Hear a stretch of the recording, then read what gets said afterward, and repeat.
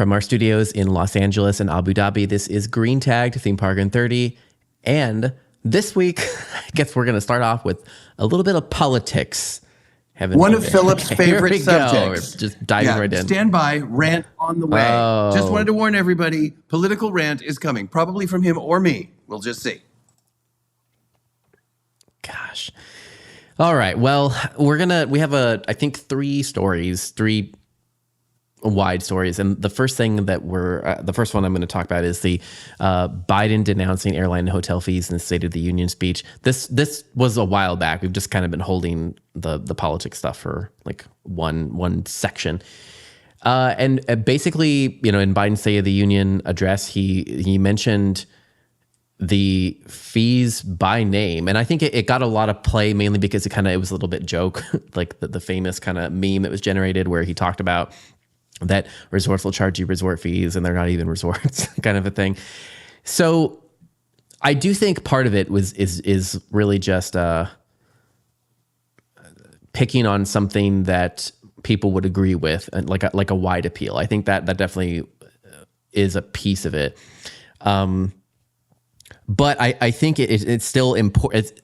All three of these stories are just going to be important for our industry because they kind of dictate that, I don't know how much that businesses would want to go against public opinion or not. I don't know about it. Having studied hotel and tourism, when I was in college, we did a whole unit on resort fees and whatnot. And I actually am not sure how I feel about them. I think originally when I was in the hotel business and we were studying it, really what it was a way to almost line item out the tax, basically. Like it was like, it's basically like the hotel wants, it's a more of a positioning type of thing where the hotel wants to explain that they're not responsible for all these taxes. So they split out everything as much as they can. But I do kind of believe that they have gotten out of hand, kind of, again, just with my own, because I have experienced this kind of thing firsthand, which is kind of why I thought it was so interesting, because I travel a lot. We both do, I think, travel a lot. And let me tell you, I'm crazy. I'm a crazy person. I will have my spreadsheet out and I will look at the places I'm looking at staying. I will be like, how much is the parking? And is there a resort fee? And if it is, how much? And I don't know. I think that the trend we're going towards is more price transparency. And I think this is part of it. And I think it's kind of the backlash that is coming from so much of the nickel and diming that we have seen, that's kind of reached its inflection point. So I definitely think that it's a thing. And I've noticed that one of Airbnb's biggest moves recently has been to allow you to see all of the fees together, because Airbnb had a similar backlash where they had a backlash for the cleaning fees, where it's like, if you're staying somewhere and they're telling you to take out the trash, and which again, I've done all of that, right? I have stayed at places with coworkers where I've had coworkers complain to me that we have to do all the cleaning. And I'm like, I don't care. We have to, we're going to do it because we're not going to leave this place, a mess. So we're going to do it anyway. But I have felt that same frustration. And I think it's interesting that Airbnb's response is, fine, we're going to crack down on it. They did crack down on it severely. And they also have made an option where you can see everything for your total, everything, all inclusive when you look at choosing a thing. And so I kind of think this is divergent paths, and personally, my just personal experience with it is I prefer the Airbnb option because I want to know, I want to be able to just see the number. What is the number? How much does it cost to stay here? Just tell me, I just want to know. So I don't know, Scott, do you think this is something that we need to pay attention to? Is it am I just overthinking it? Like, is it going to impact us in kind of what we do? You overthink things, Philip? Never. Never in a million years. No, here's the thing. The pendulum has swung back and forth on this so many times. Do you make it all inclusive? Do you lead with here's the price with a little, minuscule addendum which says plus applicable fees, all that stuff?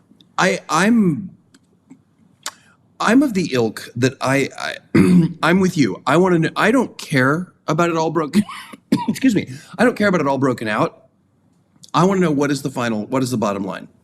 And then if I choose to look at it further, then I can. I think I'm curious to see if, if this goes, if the idea of fees, let's just call them fees for the moment, goes any further, and then we can find that there are additional resort fees added to things that aren't necessarily resorts, as we've been saying, or things that aren't necessarily. Whenever let me take this just completely out of the realm of the attractions industry. Whenever I search for things online when I'm going to buy them, I always search. You have the option to search, certainly on Amazon, of cheapest price plus shipping. You can do that on eBay too. It's price plus shipping, cheapest to highest, or highest to lowest, or whatever. So yeah, I don't want to compare that you're going to sell me something for $10 and then charge me $15 to ship it, or somebody else is going to give me free shipping and charge me $20 for it. So I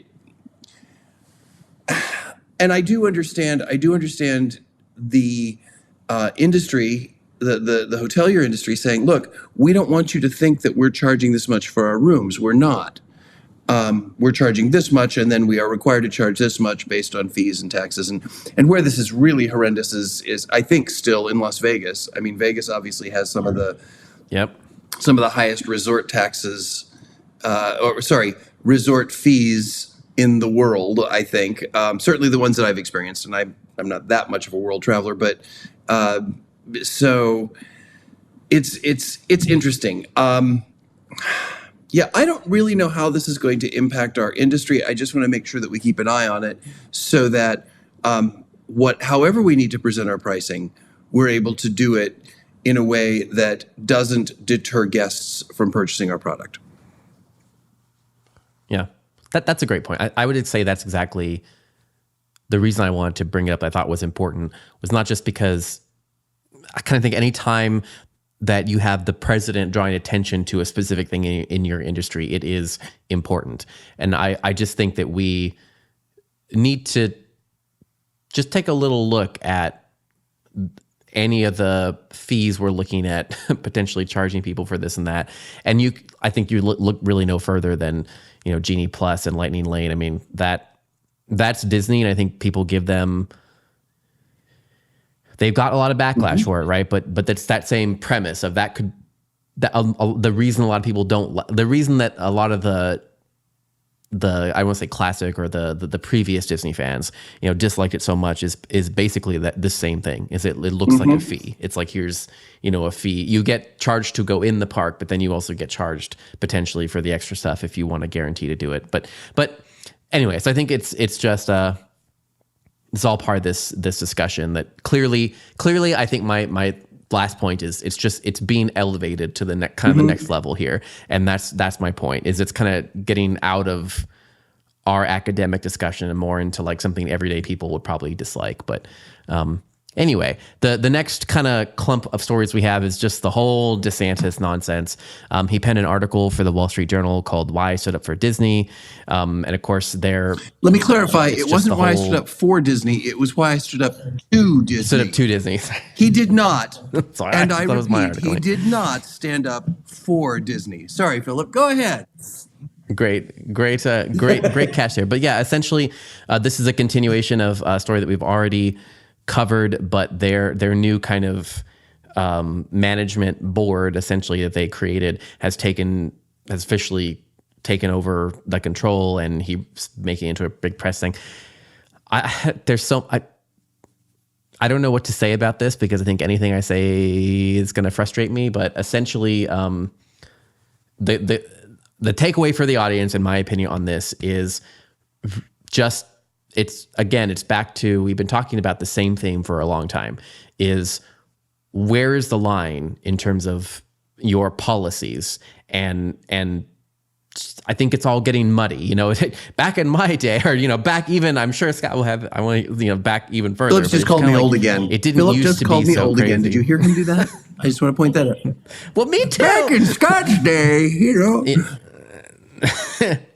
It didn't. I just feel like I think there's so much more to consider now in terms of. It seems like now even potentially even your employment policies or benefits from a company standpoint could generate negative PR. Basically, I think that's to me that's the takeaway. I think we need to take a half a step back, Philip. And what I'd love for you to do is to just clarify to our listeners specifically the key points as you understand them, as to why DeSantis did stand up to Disney from the DeSantis point of view. Yeah. I'm doing this just to make him angry, by the way. I just want you to do that. So frustrating. So basically, there was the "Don't Say Gay" bill. It dubbed the Don't Say Gay bill that came out, and of course, at first, my understanding of the timeline is at first Disney didn't have really a stance on it, but the employees did a protest about the situation, and there's a lot of internal discussion about it. So basically all Disney did was just kind of make a statement that they kind of supported their employees' right to be themselves and that kind of a thing. And basically DeSantis did not like that, and he immediately went on the attack about the woke ideology of Disney, and has since spawned a whole series of just accusing Disney of trying to push a political agenda with their content as kind of like an editorial company that they're pushing an agenda, et cetera, et cetera. So in his retaliation to it was to begin the process to take away their status of being kind of able to manage their own little island of Disney in the area, and absolve the Reedy Creek Improvement District or dissolve it. So the process took about a year, I believe, and it's finally kind of complete. And now there's a kind of a board that's going to have to sign off on some of the big improvements or changes they're going to make to the area. And it's just every part of it is interesting because nobody on the board was allowed to have any theme park experience. So everybody is coming from stuff like there's no voice on the board that has any related experience whatsoever. So they don't even kind of have the perspective of somebody in the industry. So, and now here we are, and he's continuing, just reiterating his points about how he's standing up to the Disney Corporation and they shouldn't be allowed to do whatever they want and push agendas and blah, blah, blah. So in other words, what he's doing is he's weaponizing politics. He's weaponizing policy. Yes. To push a personal agenda or a perceived party agenda. And the reason I say perceived party agenda is because there are many, many people who are of the same political party as Ron DeSantis who disagree with this particular point. So I find it interesting that, and I'm gonna take it a little different angle. I'm going to take the Don't Say Gay bill out completely. I'm going to say that was really the smokescreen. It was a trap. Yeah, it was the smokescreen that they could use to dissolve the Reedy Creek Improvement District, which, by the way, let's simplify it even more. It's what gave Disney home rule, in essence, within the state of Florida. And it gave them, significant tax advantages. It gave them significant operational advantages within the state of Florida. And it was 100% necessary in order to get the Walt Disney World Resort built, because it needed to, because of the amount of it needed the infrastructure, and because of the amount of size and the amount of money it would bring into the state of Florida. It was what was best really for, and don't misunderstand me, it was excellent for the Walt Disney Corporation. It was phenomenal for them. It was a huge boon for their ability to build the parks. And there's there's been some rumblings in the state of Florida where it's like before this all happened was regarding, gosh, they don't need that anymore. Why do they still have home rule? And DeSantis got wind of this and thought, yeah, you're right. This on paper we could change this, and it would put a lot more money in the Florida coffers. And then the moment certain people hear that, they think that's great. Let's do it. Let's push for it. But he couldn't go after it directly, so he went after it indirectly, created a smokescreen. It's two completely unrelated things that have become related in order to move forward his agenda. That's my perspective on the situation. Yeah. I don't even know. I mean, I'm going to really go out on a limb, and Philip, you may disagree with me, but I'm not even sure whether the Reedy Creek Improvement District is necessary anymore, because that's not my area of expertise. But I will say that it is going to make it much more challenging for Disney to expand in the future. And that's, I think, the big point. Yeah. Well, yeah, I agree. And I'm also not an expert on it. And I don't think we know enough yet. Like, we don't know how. They haven't really made any decisions. This panel hasn't done anything yet. We haven't seen the ramifications of it.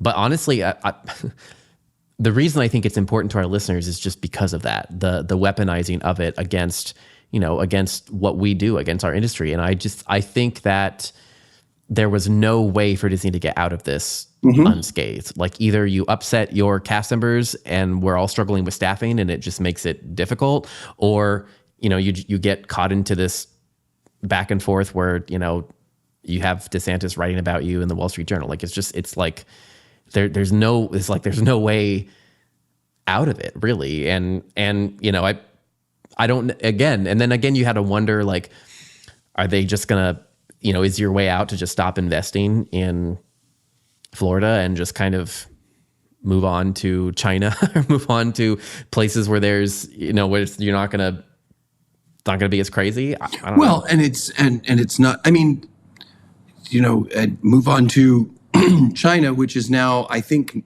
has moved down in the attractions industry growth location right now.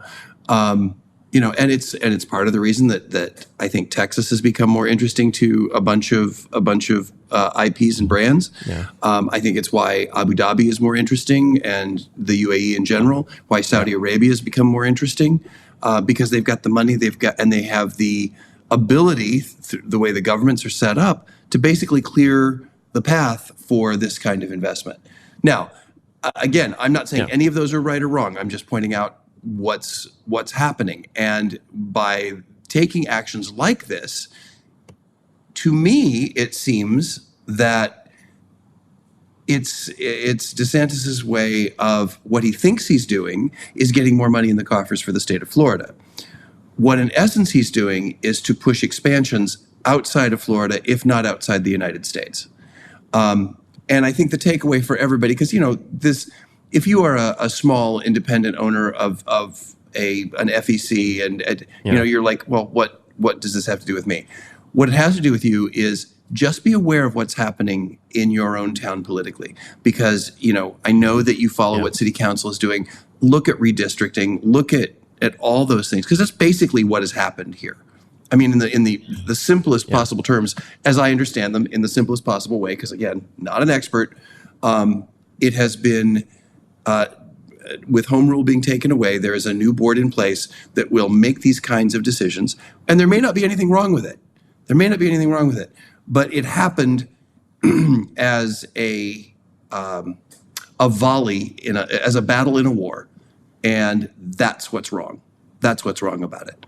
It's not wrong because this new panel is going to destroy everything. It's wrong because it was put into place as a battle within a war. Yeah.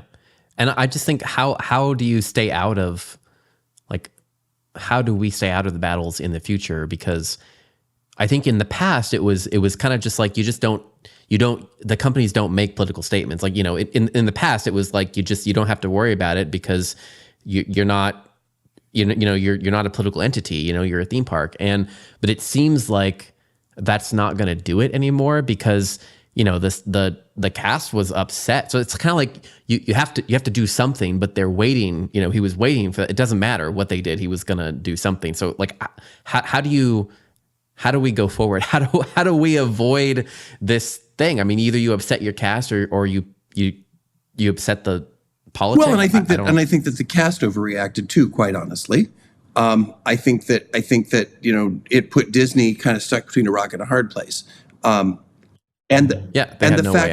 fact that the Don't Say Gay bill and the Reedy Creek dissolving, like I said, have nothing to do with one another. Absolutely nothing. Yeah. It is one of those, you did this, so I'm going to do this. It's two 5-year-olds arguing at a playground. So how do we avoid it? We elevate ourselves above it.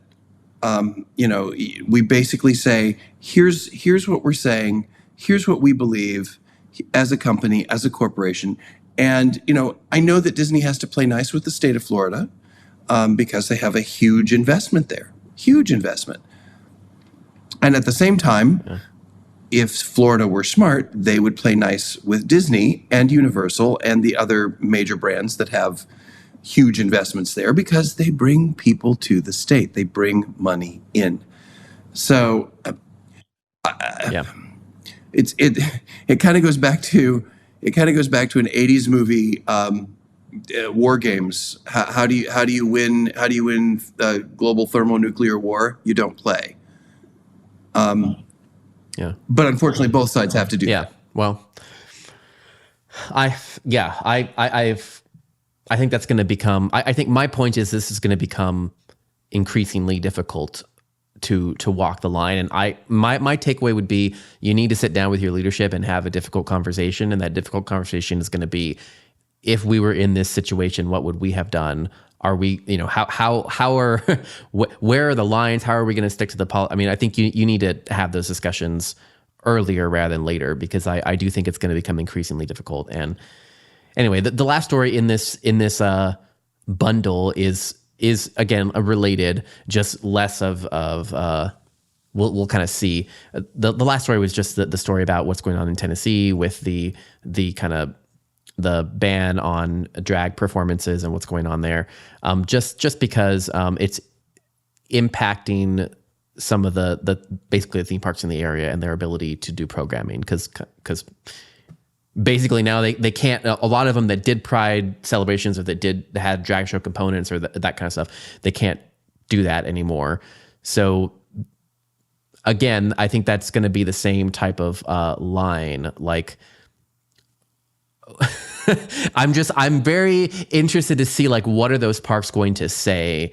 If maybe it won't become an issue, but it seems like it's very similar line, a smaller stakes, but potentially, but it might, it's like if somebody asks how come there's not a drag, like this isn't happening again like it was previously, or that's kind of a thing, is the park going to be required to make a statement? And if they do, like, what are they going to upset their workforce? I don't know. I mean, I think it might be a non-issue at this time. I'm just kind of, again, trying to, the takeaway for me, why I brought this section, is just understanding that this is a landscape that we're going into that we really, I don't think, have experienced. Well, and although it's not Hershend themselves, but Dolly has already come forward and said, I dress more provocatively than any other drag queen.